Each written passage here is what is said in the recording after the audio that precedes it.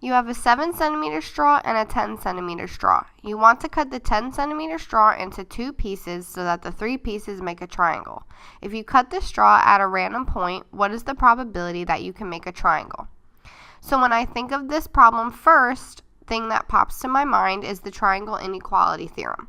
So if you have a triangle with side lengths A, B, and C, A plus B, their sum, has to be greater than C, where A is less than or equal to B is less than or equal to C.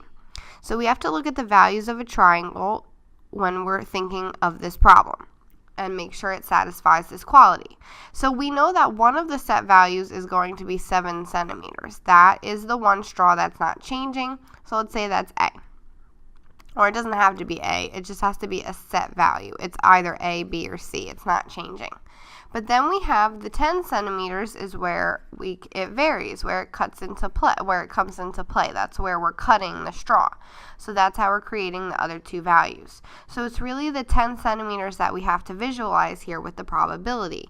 So let's visualize our straw goes from 0 to 10 for the 10 centimeters, and we're cutting it into the 2 pieces. So we need to think of the values that are going to satisfy this property and the ones that aren't. So if we think of 5, something right down the middle, for example, you would then have 5 is less than or equal to 5, which is less than or equal to 7. So that would work. Something like 1, however, if you cut it with 1, you would have 1 is less than or equal to 7 is less than or equal to 9. But then you would have something like 1 plus 7 equals 8, and that's not greater than 9. So you have to be careful. That's not going to work. Certain values in between, you can keep testing values out, and you'll actually find that you can go all the way up to 1.5. 1.5 is still not going to work. Anything less than 1.5, if you test those values, are not going to give you a triangle. Then you can have something like 1.6 will work though, or 2, or 3, 4, 5, 6, 7, and all of a sudden you're going to end up at 8.5, and it's not going to work again.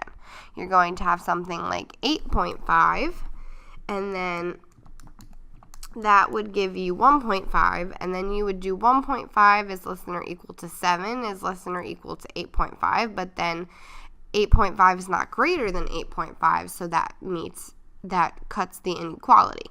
Then, of course, 10 won't work. You only have one value, 10 and 0. It doesn't even give you 3 triangles. So you're going to see that anything actually from 8.5 to 10 isn't going to work.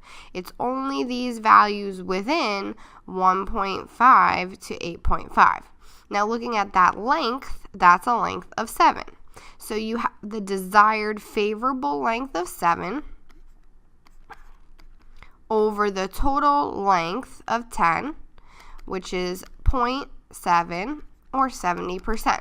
So you have a 70% chance or probability of 70% of making a triangle, making our answer D.